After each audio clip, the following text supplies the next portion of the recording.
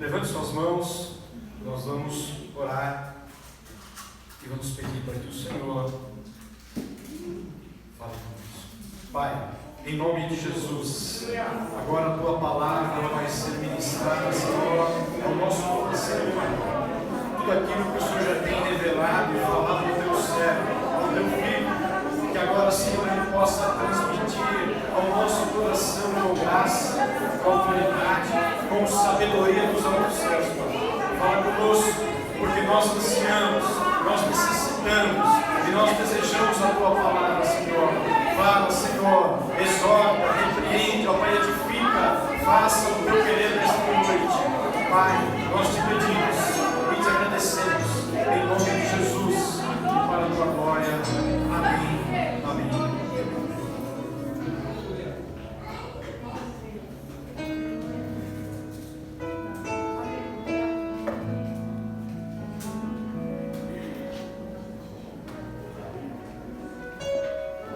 Paz do Senhor, igreja. Amém. Vocês estão bem? Amém.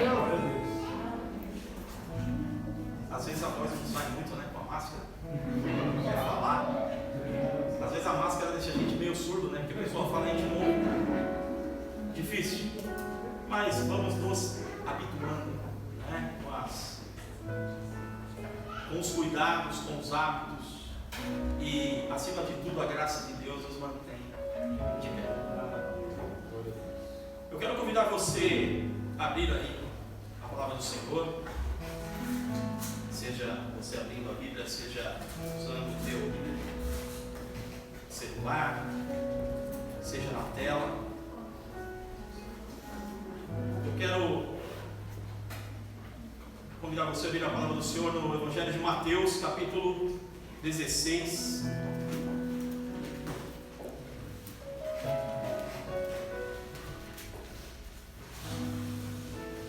Primeiro livro do Novo Testamento, Evangelho de Mateus, capítulo 16.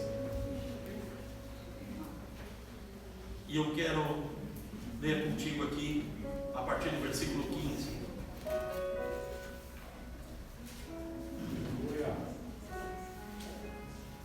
Diz assim a palavra do Senhor: Disse-lhes ele: E vós, quem dizeis que eu sou? E Simão Pedro respondendo disse: Tu és o Cristo, o Filho do Deus vivo. E Jesus respondendo disse-lhe: Bem-aventurado és tu, Simão Barjonas, porque não foi carne e sangue quem tu revelou, mas meu Pai que estás no céu. Pois também eu te digo que tu és Pedro, e sobre esta pedra edificarei a minha igreja, e as portas do inferno não prevalecerão contra ela. Pode se sentar em nome do Senhor Jesus.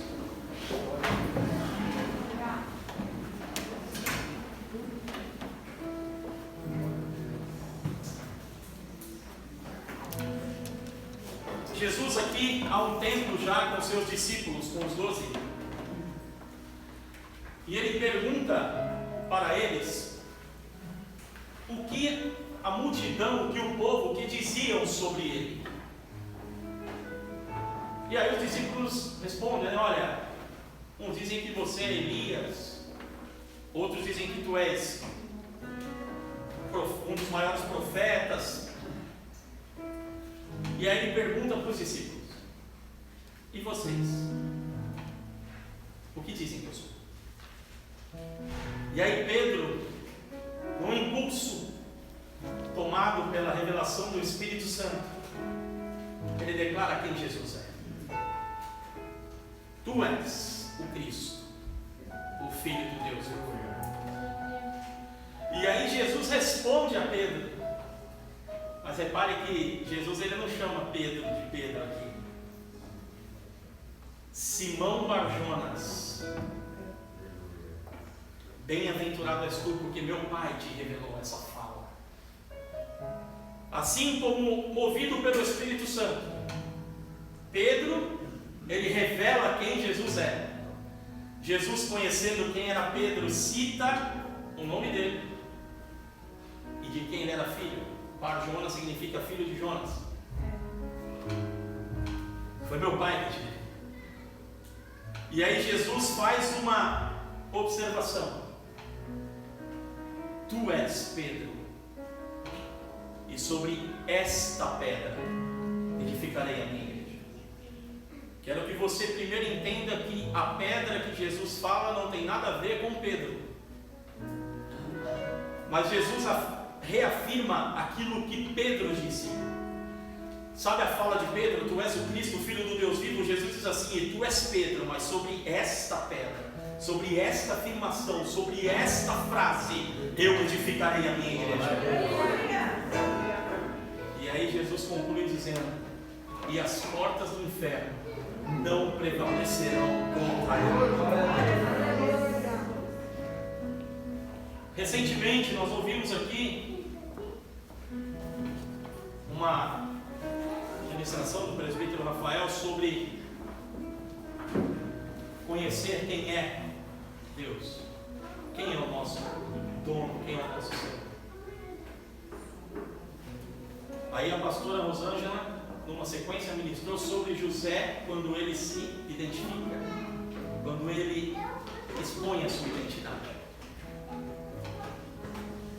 E eu estava buscando no Senhor uma palavra para hoje, e o Senhor trouxe ao meu coração sobre a identidade da igreja. Não estou falando da placa, da denominação a quem vivemos aqui, mas o que é ser a igreja que Cristo disse que levantaria sobre esta afirmação, que Ele é o Cristo, Filho do Deus vivo, e Ele levantaria uma igreja.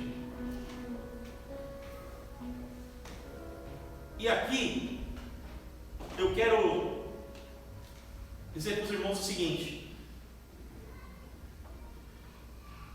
ontem eu tive o privilégio de trazer um estudo para os jovens da Lounge sobre a história da igreja. Nós pegamos desde o marco zero do nascimento de Cristo, logicamente de pincelado, pinçado, esmiuçado, para falar em 1h30, uma matéria que leva-se tempo de faculdade para aprender. E nós pegamos os pontos chaves. E eu ministrando, preparando a matéria para ontem sobre as informações, o Senhor vinha tocando no meu coração sobre este tema, sobre falar o que é ser, o que é eu e você sermos a igreja que Cristo levantou na terra. Ah, eu sou cristão, eu sou evangélico, eu frequento tal igreja, mas será que nós paramos para analisar o que é ser igreja de Cristo? Será que nós já paramos para pensar o que é ser integrante do corpo de Cristo, ser participante da igreja? E nós vamos ter essa ministração aqui para a nossa reflexão, para o nosso aprendizado, para o nosso crescimento.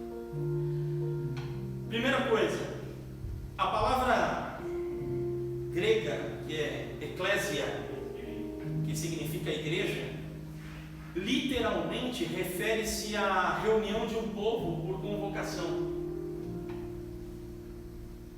A reunião de um povo através de uma convocação. Quem convocou você para estar aqui hoje? Jesus. O Senhor da igreja. Não foi o pastor que te ligou: meu irmão, você vai na igreja hoje? Queria ver você no culto. Deus convocou seu povo para esta reunião, para transformar a igreja do Senhor. Seja com você fisicamente aqui, ou virtualmente ali com os irmãos que nos assistem agora, ou verão posteriormente.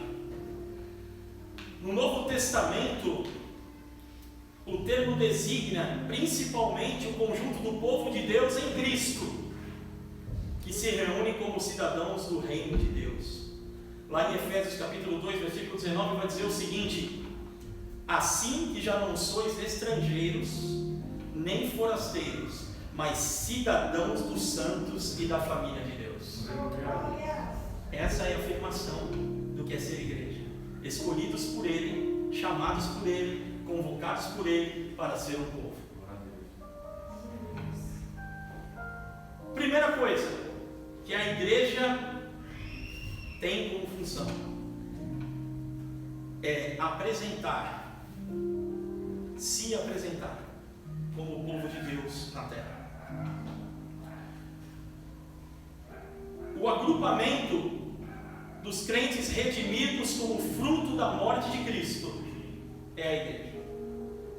Para você entender isso, lá em 1 Pedro 1, 18 e 19 diz assim: sabendo que não foi com coisas corruptíveis, como prata ou ouro, que fostes resgatados da vossa vã maneira de viver, que, por tradição, recebestes dos vossos pais, mas com o precioso sangue de Cristo, como de um cordeiro imaculado e incontaminado. Nós somos resgatados da nossa maneira de viver no berço pecaminoso, não com prata nem com ouro, mas com o sangue do nosso Senhor. Ele entregou a sua própria vida para que a igreja dele pudesse viver, para que o povo que ele escolheu, que ele amou, pudesse ter vida. Lembrei aqui agora, não sei se vocês viram, hein? Circulou nas redes sociais esses dias o fato de um menino que ele protegeu a irmã dele do ataque de um cachorro feroz. Vocês viram?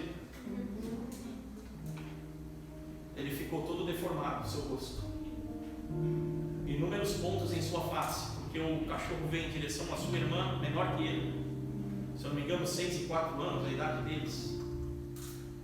E quando o cachorro foi atacar, ele entrou na frente, ele se permitiu ser atacado para proteger a irmã. E aí depois que tudo passou, depois que tudo ele pôde falar, ele disse o seguinte: naquele momento eu pensei que o cachorro ia matar um de nós, e se alguém tivesse que morrer, seria eu. E aí eu quero pegar esse pensamento que você tem agora, nossa, que amor, que coisa, que situação, e eu quero trazer para a cruz do Calvário.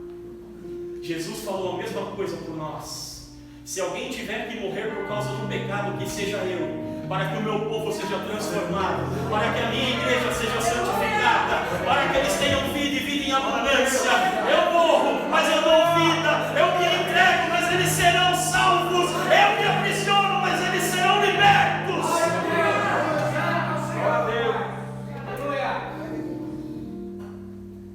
Aí eu perguntei para os jovens ontem, e chegamos a um consenso aqui. Sabe onde a igreja começou? Sabe onde nasceu a primeira igreja? A nossa mente vai rapidamente na reunião de Atos dos Apóstolos, quando eles estão ali reunidos no cenáculo, desce o Espírito Santo, o primeiro culto, eita, o fogo desce, eles são envolvidos. É a primeira informação que a gente lembra, mas eu quero dizer para você que a primeira igreja, ela começou quando Cristo entrega seu Espírito no Calvário, porque não poderia haver igreja, não poderia ter acesso ao Pai, não poderíamos falar com Ele, não poderíamos orar, cantar louvores a Ele, nesta graça que Ele nos visita. Quando Ele morre, o céu e a terra se movem, o céu escurece, o véu é rasgado, e ali é permitido o acesso do povo de Deus direto ao Pai. Glória a Deus. Os componentes da igreja são parte de um povo peregrino que já não pertencem a esta terra. Hebreus 13, do 12 ao 14 diz assim: e por isso também Jesus, para santificar o povo pelo seu próprio sangue, padeceu fora da porta. Saiamos, pois, a ele fora do arraial, levando o seu vitupério, porque não temos aqui cidade permanente, mas buscamos a vindoura. Glória a Deus. O povo que Ele chamou para ser a sua igreja não é para viver na terra, mas é para ir para a Nova Jerusalém, para celebrar na eternidade, para cantar louvores eternamente, incessantemente ao Senhor. Nós vivemos aqui, mas não somos pertencentes a este mundo. O dever da igreja é viver e cultivar uma comunhão real e pessoal com Deus. 1 Pedro 2,5 nos revela uma informação muito importante. Ele diz assim: vós também, como pedras vivas, sois edificados casa espiritual e sacerdócio santo, para oferecer-te sacrifícios espirituais agradáveis a Deus por Jesus Cristo. Quando eu estava lendo esta palavra, algo me chamou a atenção. Ele disse para Pedro, o Senhor Jesus disse para Pedro: olha, Sobre esta pedra edificarei a minha igreja. Lembram disso? Falamos há pouco. Sobre a afirmação que Pedro disse dele ser o Senhor. E em 1 Pedro, ele nos chama também como pedras vivas, sacerdócio espiritual, para render ações a Deus através de Jesus Cristo.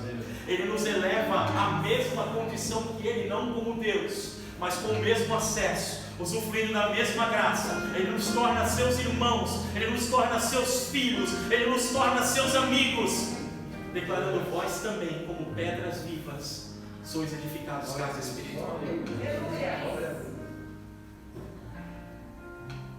A igreja foi chamada, foi levantada, foi formada, foi criada para deixar o mundo e ingressar no reino de Deus.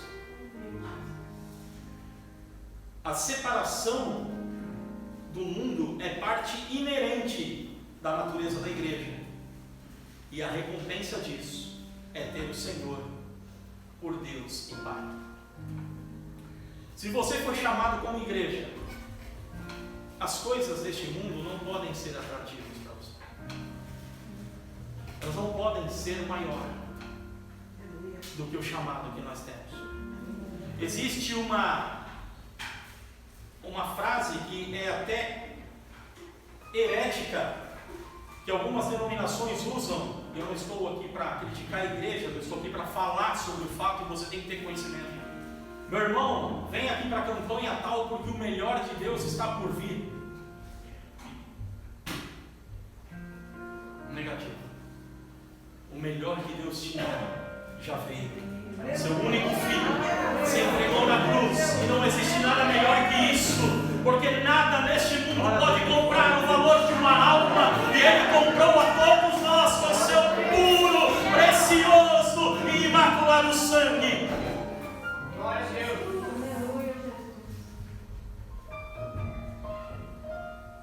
Segundo Coríntios 6, 16 e 18 diz o seguinte: e que consenso tem o templo de Deus com os ídolos? Porque vós sois o templo do Deus vivente, como Deus disse: neles habitarei, e entre eles andarei, e eu serei o seu Deus, e eles serão o meu povo. Pelo que saí do meio deles, e apartai-vos, diz o Senhor, e não toqueis nada imundo, e eu vos receberei, e serei para vós pai, e vós sereis para mim filhos e filhas, diz o Senhor Todo-Poderoso. Aquele que ama as coisas do mundo, e coisas do mundo, irmão, não estou falando de pertences, bens materiais. Lógico que o nosso coração também não pode estar apegado naquilo que é perecível. Deus não tem obrigação nenhuma de nos dar nada, Ele já nos deu a vida e vida eterna. Mas Ele nos proporciona bens para conforto nosso. Então você não vai para o inferno por ter um carro, por ter uma casa, não. Desde que o teu coração não eleve aquilo acima de Deus. Mas as coisas deste mundo que a Bíblia cita são movimentos que surgem, ou são modismos, ou são questões naturais do ser humano que não agregam nada à sua vida. O ser humano, ele tem um vazio dentro dele, do tamanho da presença de Deus. Só Deus pode preencher, mas o homem vai mudando. Ele procura aqui, bate a cabeça ali, muda isso, muda aquilo outro, para tentar preencher o vazio que tem dentro de si. Só será preenchido com a presença de Deus. Só Deus preenche o vazio que tem no ser humano. A igreja é o templo de Deus e do Espírito Santo. É o templo de Deus e é morada do Espírito Santo. Sim, Ele está aqui entre nós, o Espírito de Deus. Ele está presente. Ele quer encontrar lugar no meu coração, no teu coração, para tratar a nossa alma, para tratar o nosso caráter, para moldar em nós um vaso como o Senhor nos quer. 1 Coríntios 3,16 diz assim: não sabeis, vós que sois o templo de Deus e que o Espírito de Deus habita em vós. Este fato de que somos o templo de Deus e o Espírito Santo está em nós requer da igreja com a condição de que ela se separe da imoralidade e se separe da iniquidade que toma conta do mundo. A igreja é o corpo de Cristo. Lá em 1 Coríntios 10, 16 e 17 diz assim: porventura o cálice de bênção que abençoamos não é a comunhão do sangue de Cristo? O pão que partimos não é porventura a comunhão do corpo de Cristo? Porque nós, sendo muitos, somos um só pão e um só corpo, porque todos participamos do mesmo pão.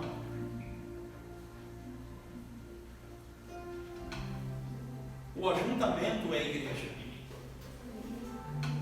No individual, nós somos a habitação do templo do Espírito Santo, mas no coletivo nós formamos a igreja de Cristo.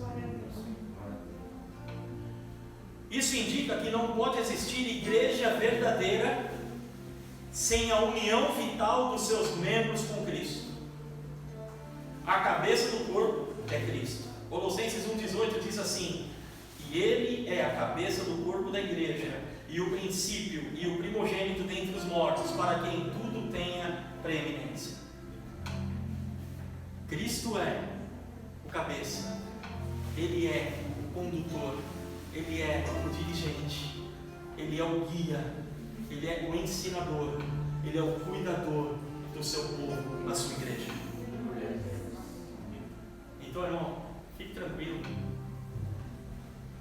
nada acontece se não houver a permissão dele.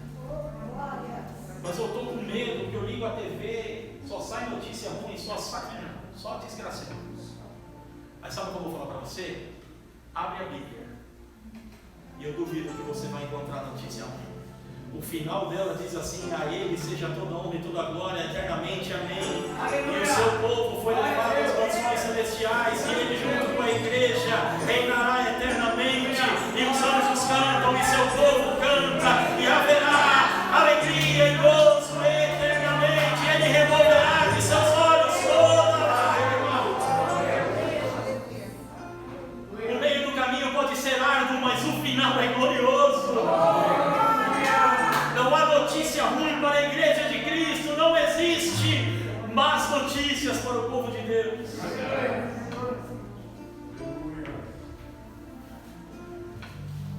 A igreja é a noiva do Cordeiro. 2 Coríntios 11:2 diz assim: porque estou zeloso de vós com o zelo de Deus, porque vos tenho preparado para vos apresentar como uma virgem pura a um marido, a saber, a Cristo. Alguns aqui já passaram pelo momento do casamento, já casaram. Outros estão engatilhados e outros estão começando, outros estão pensando, logicamente atrelados às suas idades. Mas em nenhum momento aqui, se eu perguntar quem já casou, quem vai casar, quem ainda vai entrar nesse propósito, eu duvido que alguma noiva aqui queira entrar na igreja com seu vestido manchado. Tem alguma? Não está nem aí, se sujar, sujou, se chover, espirrar barro, vai desse jeito mesmo? Acidentes acontecem, tem inúmeros vídeos aí, de noiva que cai na piscina e acabou, né? Mas eu quero dizer uma coisa para você: alguma noiva chega na igreja com um vestido rasgado, roto, velho ou sujo? Agora eu quero que você entenda uma coisa: nós somos a noiva de Cristo. Como você acha que Cristo quer olhar para a igreja e ver as suas vestes? Ele quer ver uma noiva pura, santificada, preparada para Ele, reservada para Ele, guardada para Ele, sem mancha, sem mácula, sem sujeira neste mundo, sem iniquidade. Para que Ele diga: vinde, porque a boda está preparada. Glória a Deus. Presta atenção numa coisa: quando acontece a cerimônia, né, pastor? Os noivos declaram. Tem uma profissão ali que rege o procedimento da cerimônia, em que é perguntado para os noivos, né, se é de livre, espontânea vontade que estão ali e tal, e se o noivo ama a noiva e se declara para ela a fidelidade, a lealdade, a compreensão, não é falado ali? Né? Então, o mais clássico é: você promete amar a sua esposa, tal, na pobreza, na riqueza, na doença, né? Não é assim? E vice-versa. Não é dito aquilo, não é feita uma promessa no meio de todos? Pois é, Cristo espera a mesma sinceridade e a mesma profissão de nós como igreja para com Ele. Senhor, eu serei fiel a Ti, não deixarei entrar outros deuses em meu coração ou outras coisas tomar o Teu lugar. Serei contigo, estando o tempo bom ou mau, estando na alegria ou na tristeza, na saúde ou na enfermidade, não tendo dinheiro na conta ou não. Tu és o meu noivo, Tu és o meu Senhor, e eu serei fiel a Ti.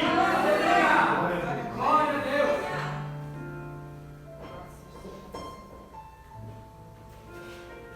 A igreja, ela é um lugar de comunhão. Não existe ambiente de igreja se eu tiver uma questão aqui com meu irmão. A Bíblia nos ensina que Deus inclusive rejeita orações, rejeita ofertas alçadas no altar, se você não está em paz com o teu irmão. Não existe igreja formada se houver qualquer pendência. Então, irmão, aproveitando o gancho aqui, se você tem aí uma dorzinha no carro com o teu irmão, com a tua irmã, não espera chegar na ceia, não. Acabou o culto hoje. Chega nele e fala: irmão, me perdoa. Ainda que você não seja culpado, ainda que você ache que a pessoa que causou, meu irmão, me perdoa. Eu vou falar para você dar um abraço, porque temporariamente não podemos. Dá uma cotoveladinha santa, irmão, me perdoa, eu quero estar em paz contigo. Eu quero entrar aqui e desejar a paz do Senhor sobre você. Eu quero que você fale para mim a paz do Senhor. Eu quero comungar contigo. Eu quero ter comunhão contigo. Eu gosto muito do termo comunhão quando ele vem do grego, que ele significa koinonia. Até um ministério de louvores que nós cantamos vários deles aqui, que chama koinonia. E koinonia significa exatamente, se você destrinchar a palavra, significa compartilhar dos assuntos do reino, interagir na mesma paz, na mesma comunhão, assentar à mesa e comer. Oh, glória! Termina na mesa, irmão. Não importa, como o pastor falou, né? Um ovinho. Não precisa ter picanha, não, irmão.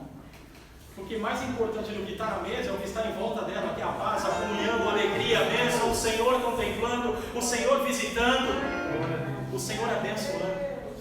Aleluia.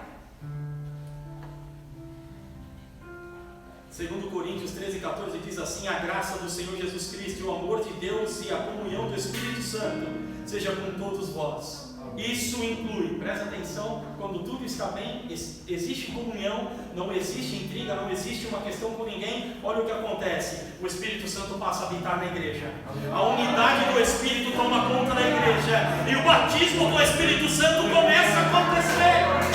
Oh, aleluia! Nós estamos vivendo um tempo que a igreja tem que voltar à unidade, porque Deus quer batizar o seu povo com o seu povo santo.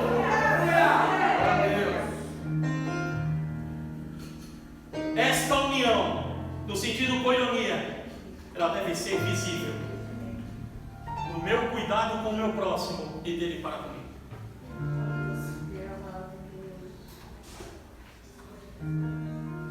Ser igreja é um ministério. Deus não me chamou para ministério nenhum, chamou a todos nós. Ser igreja. Ministério, do grego, diaconia. O que significa, pastor? Serviço, servir, auxiliar, amparar. Igreja é um ministério espiritual. E a igreja, ela ministra as pessoas por meio de dons outorgados pelo Espírito Santo. Olha que legal essa informação. Marcão, ô jovens, lembra que nós falamos sobre os dons? Olha que legal. 1 Coríntios 1,7. De maneira que nenhum dom vos falta, esperando a manifestação do nosso Senhor Jesus Cristo. Ele já distribuiu os dons. Ele já preencheu o seu povo com os dons para que a igreja seja manifesta no mover do Espírito. Ele escolhe e distribui os dons como Ele quer. Havendo unidade, a manifestação dos dons, a cura, a libertação, a salvação, resgate de almas, restauração de vidas.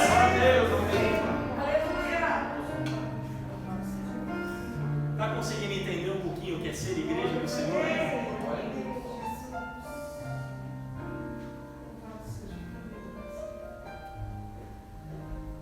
Esse é bom. A igreja é um exército engajado num conflito espiritual, batalhando com a espada e o poder do Espírito. Seu combate é espiritual contra Satanás e o pecado. O Espírito que está na igreja e a enche é qual guerreiro manejando a palavra viva de Deus, libertando as pessoas do domínio das trevas e anulando todos os poderes do inferno. Atos 26:18 diz assim: para lhe abrires os olhos e das trevas nos converteres à luz e do poder de Satanás a Deus, a fim de que recebam a remissão dos pecados e sorte entre os santificados pela fé em mim. É uma reprise do que disse o profeta, né? O Espírito do Senhor está sobre mim, Ele me ungiu para libertar os cativos, para curar os enfermos e para anunciar boas novas e apregoar o ano aceitável do Senhor. A igreja é a coluna e o fundamento da verdade, funcionando exatamente como o alicerce que sustenta uma construção. Não adianta nada você edificar a casa se você não reforçar o alicerce. Ela vai ruir, vai dar problema. Não é isso, irmão Afonso? Mexe com obra, entende? Cláudio, certo, Cláudio? Dá para bater uma laje se não tiver uma base firme? Não. Foi por isso também, irmãos, logicamente, a presciência do Senhor, que levou um pouquinho mais de tempo a nossa reforma da igreja ali na frente, do templo. Porque para suportar esse telhado que nós temos aí, foi preciso levantar colunas. Não adianta nada colocar um belo telhado e a estrutura não aguenta, vai ruir. Eu quero que você entenda que ser igreja é ser uma coluna nesta terra, um defensor da verdade, um defensor da realidade, da palavra do Senhor, da veracidade dele, dos seus ensinamentos. 1 Timóteo 3,15, Paulo escreve a Timóteo assim, no versículo anterior ele diz assim: estou indo, mas se eu me atrasar, para que saibas como convém andar na casa de Deus, que é a igreja do Deus vivo, a coluna e firmeza da verdade. A igreja deve sustentar a verdade e conservá-la íntegra, defendendo-a contra os deturpadores e os falsos mestres. Eu quero dizer algo para você, meu irmão, se puder, mude o teu conceito sobre ser igreja. Aleluia. E trazendo isso para cá, Glória a Deus. esforce o teu coração a estar na casa de Deus. Há de chegar um tempo que não será mais permitido cultuar. A Bíblia diz isso. A perseguição está às portas. Vocês viram o que está acontecendo lá? Na Ásia? Igrejas sendo queimadas, cristãos sendo presos porque estão cultuando dentro da sala das suas próprias casas. Estão derrubando, tirando a cruz das igrejas e colocando a imagem do líder, do presidente. E só pode ter culto se tiver adoração a ele. Um dos países asiáticos negou a ajuda do governo nessa pandemia para para todos que professam a fé em Cristo. As pessoas foram para receber a ajuda do governo, sabe o que elas ouviram? O nosso país não tem nada com você. Se não é cristão, ora e que Deus vai colocar alimento na tua mesa. Irmãos, a igreja não pode dormir, não. Ela tem que orar, ela tem que se levantar nesta terra em oração, em intercessão, para que o nome do Senhor seja anunciado, para que o Evangelho cresça. Ore incessantemente por nossos irmãos em países perseguidos.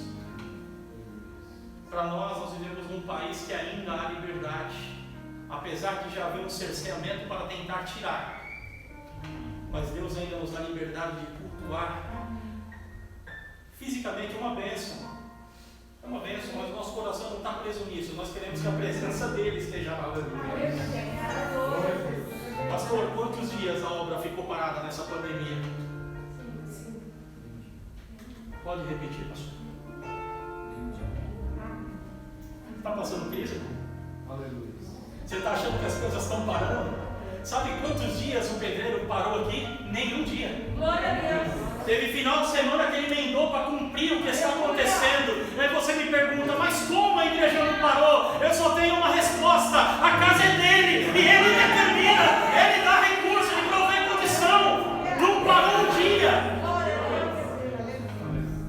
Nosso coração arde, irmão, por ver Deus operando milagres ali, por ver almas levantando a mão e dizendo: eu quero receber o Senhor como o único Salvador da minha vida. Glória a Deus. Nosso coração arde por ver o cadeirante chegar ali, ir embora e doar a cadeira, por abandonar as suas muletas, por ver o cego enxergando físico e espiritualmente, por ver o surdo ouvindo que o Senhor cura, que o Senhor salva, por ver este povo cheio do poder do Espírito Santo, se comportando como igreja, manifestando o seu poder e a sua glória.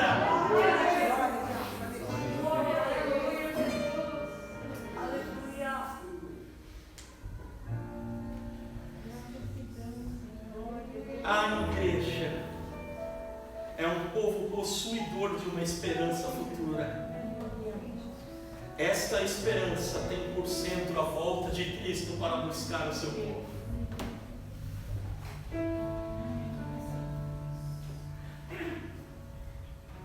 É um ditado que diz, né? A esperança é a última que morre. O cristão é diferente.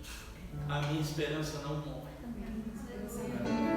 Não me deixará, não me abandonará, e descerá sobre as nuvens para me buscar e levar para a mansão celestial.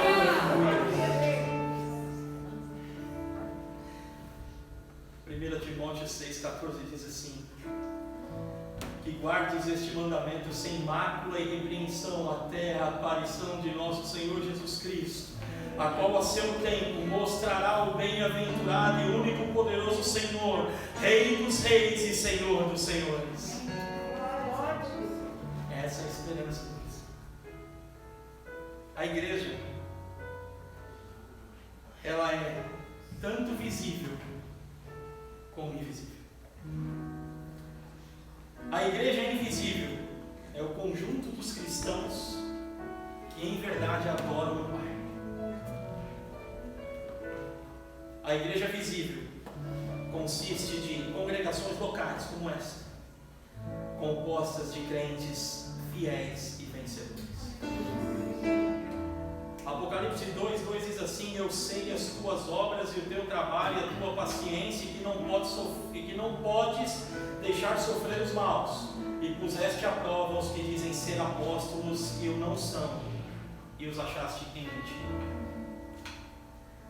A igreja de Cristo, a visível, é a que preserva os mandamentos do Senhor, honra a sua palavra, não corre atrás de qualquer vento de doutrina ou ensinamento, mas aqui, palavra, está na Bíblia. Você tem o direito de se ouvir qualquer pregação aqui, terminou um, chega no ministro e fala: irmão, estou com uma dúvida, você falou isso, mas não está na Bíblia aqui. Graças a Deus isso nunca aconteceu, porque aqui Deus não permite que corra a palavra humana, Ele dá a palavra verdadeira. Nós ministramos aqui a palavra verdadeira, não precisa ser questionado, não inventamos inventamos moda e não somos a melhor igreja. Nós somos a igreja de Cristo, dependente dele, carecemos dele, só vivemos por causa dele e viveremos porque ele assim o quer. Amém.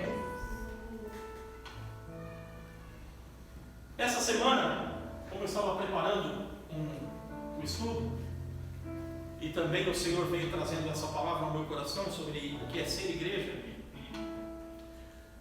aí Deus usa as pessoas, né? Sem saber. Ela nem está aqui. A irmã nutricionista, Juliana, ela nutriu a mim, não com a receita, mas com a informação que ela compartilhou. Ela nem sabe. Não falei nada. O pessoal da lounge deve ter visto. Ela colocou lá assim, um print, compartilhou. Cristão saudável é cristão que está na igreja. Sim, a igreja somos nós. Sim, temos que ir por todo mundo pregando o evangelho e expandindo o reino de Deus. Sim, Deus não habita dentro de um prédio, mas dentro de seus filhos. Sim, eclésias são os chamados para fora. Sim, temos que sair das quatro paredes. Fato. Glória a Deus. Mas digo que cristão saudável é aquele que está conectado e servindo em uma igreja local. Amém. A igreja local é onde somos confrontados e confortados. É lá para onde voltamos toda semana, virtual ou presencialmente, onde encontramos as mesmas pessoas, onde somos confrontados em amor e por amor por nossos irmãos em Cristo, onde somos edificados e fortalecidos, onde aprendemos a viver em família. E família nunca é perfeita. Amém. Não tem perfeito. Saber que lá temos pessoas para as quais prestamos contas do nosso caminhar cristão nos traz segurança e nos mantém firme no caminho e no propósito de Deus para nossas vidas. Saber que lá temos aqueles que vão chorar quando choramos, que vão rir quando rimos e saltar quando saltamos, nos traz apoio, suporte e respaldo. Igreja é encontrar aqueles que machucamos ou pelos quais fomos machucados e continuar amando e perdoando. Igreja é chamar de família aqueles que não têm nosso sangue. Igreja é olhar para ele junto com outros que estão no mesmo processo em que estamos. Igreja é ser equipado e enviado. Igreja é viver o corpo dele. Hoje não temos podido ir à igreja como gostaríamos. Alguns irmãos não estão vindo. Não podem estar com cuidado com suas famílias, crianças, idosos. Mas continuamos igreja, mesmo fora da igreja. Ame sua igreja local. Valorize sua igreja local. Sirva na sua igreja local. Honre seus pastores. Isso é ser igreja.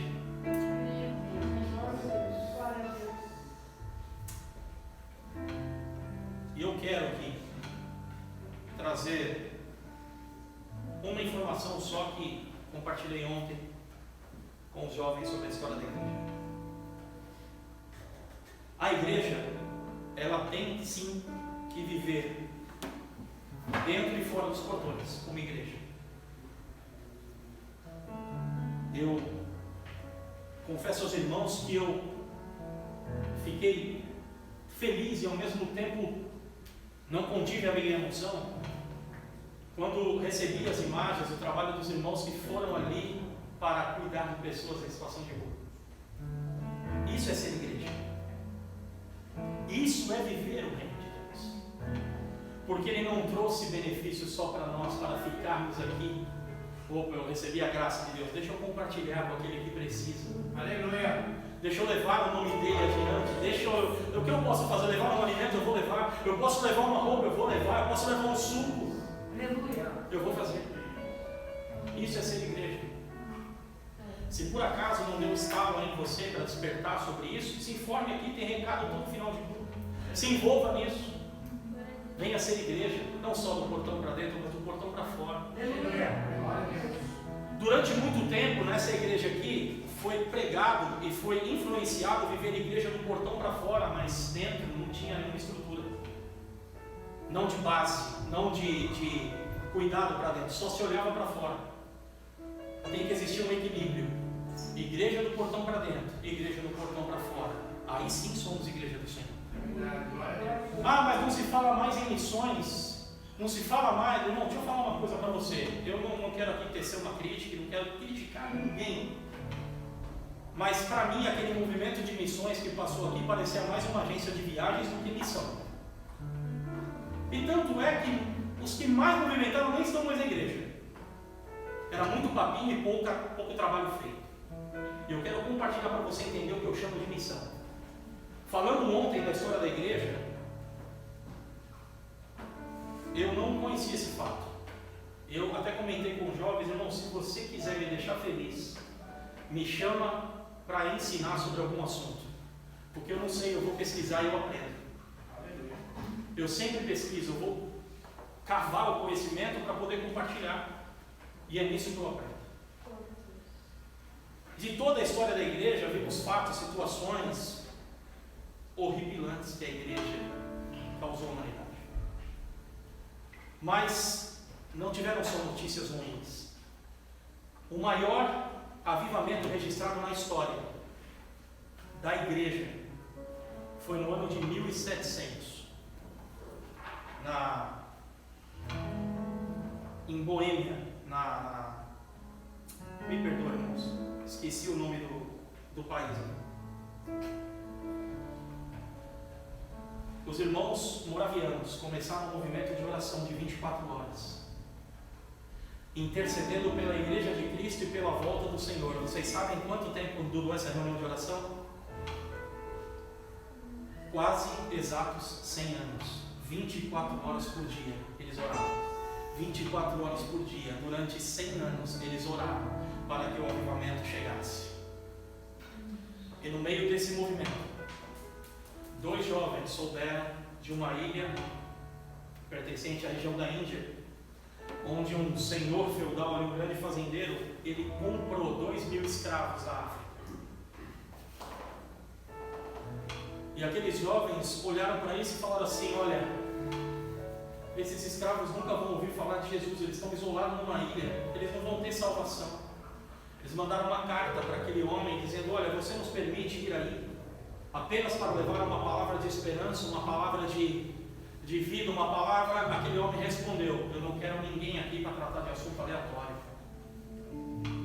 Não contente, aqueles 2 jovens de 20 anos, os dois, mandaram uma nova carta: e se nós formos como seus escravos, você nos recebe? Ele respondeu: recebo, mas não pago nem a viagem. Sabe o que eles fizeram? Foram no mercado de escravos, se venderam como escravos para aquele homem, com dinheiro da sua própria vida, da sua liberdade.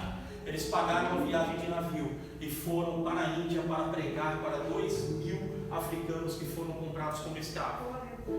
No porto, quando eles subiram no navio, a família chorava, porque nunca mais os veria. Eles venderam sua liberdade, não poderiam vir visitar nem a família lá, nunca mais veria seus familiares, nunca mais teriam liberdade, nunca mais poderiam escolher nada. Eles foram até o fundo do navio, se distanciando, olharam para suas famílias e disseram o seguinte: que o Cordeiro Imaculado receba o resultado da sua oferta no sacrifício da cruz. Isso para mim é missão. Isso para mim é ouvir o chamado, deixar tudo para trás e seguir em frente para anunciar o nome do Senhor. Isso é ser igreja, sair do nosso comodismo, do nosso conforto e ir atrás de quem está caído, de quem está necessitado, quem está faminto, quem precisa ouvir que existe vida, que é o Deus que salva, que cura, que restaura, que resgata a vida do homem, que tira da perdição e leva para a vida eterna. Tenho para você entender o que é ser igreja. Ser igreja não é vir aqui no culto do domingo, ouvir um sermão: ai que gostoso, Deus falou que vai me dar a chave, vai me abençoar, vai me prosperar. Ei, irmão, Deus já prosperou, Ele te deu vida eterna. Não tem nada mais que isso. E tudo que você acumular aqui, irmão, dá graças a Deus, fala: Senhor, obrigado. Eu não preciso, eu não mereço, mas o Senhor, por misericórdia, me abençoa. Obrigado. Mas que os teus olhos estejam fitos nele, o Senhor da igreja, e que você seja igreja aqui e fora desse corpo. Amém. Se coloque em pé.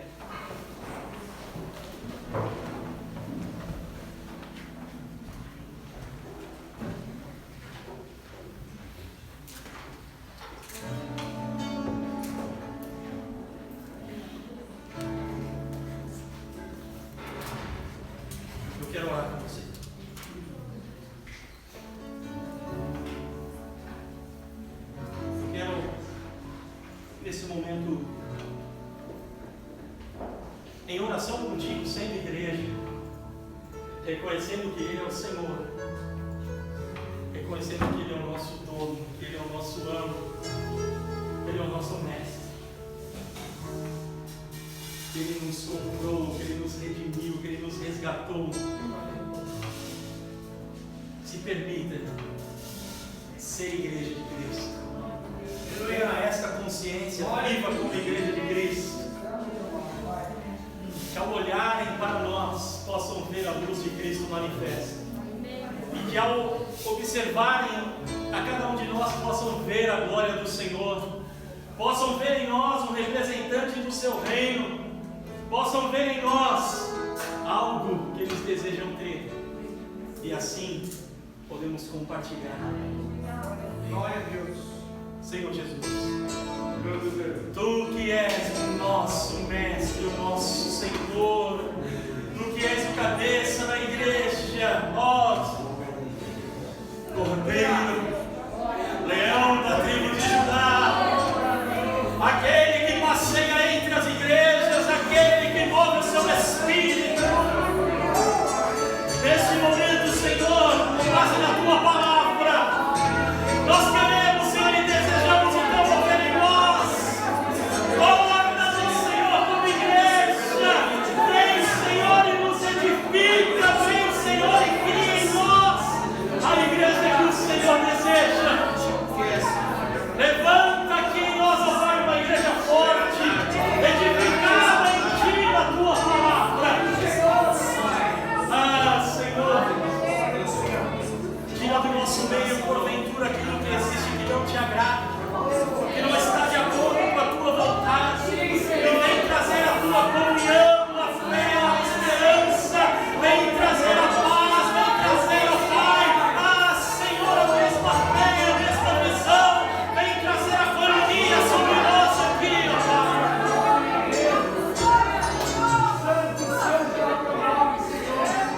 Que ao olhar para nós, o Senhor possa dizer: esta é a minha igreja, este é o meu povo, eu me vejo nela, ela me representa. E a cada dia possamos viver aquilo que o Senhor tem determinado para nós. Que a cada dia possamos viver as Tuas determinações, os Teus desígnios e propósitos. E que possamos, ó Pai, representar o Teu nome, o Teu reino na terra. Que o Teu nome permaneça glorificado em nosso meio. Que o Teu nome